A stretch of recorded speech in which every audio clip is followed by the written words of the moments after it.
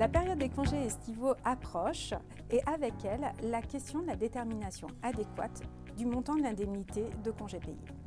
Chaque responsable paye sait que la problématique de l'indemnité de congés payés repose sur deux piliers.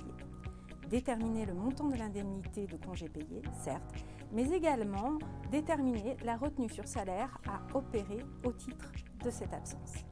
L'indemnité de congés payés est calculée selon la méthode la plus favorable entre la règle du dixième et la règle du maintien de salaire, ces deux méthodes se fondant sur la même assiette de calcul. Il est nécessaire de s'assurer du bien fondé de la prise en compte ou non d'un élément de rémunération dans cette assiette de calcul, ce qui nécessite un travail d'investigation et de qualification des sommes. En effet, une mauvaise alimentation de l'assiette peut conduire à rémunérer pour partie 2 fois une prime.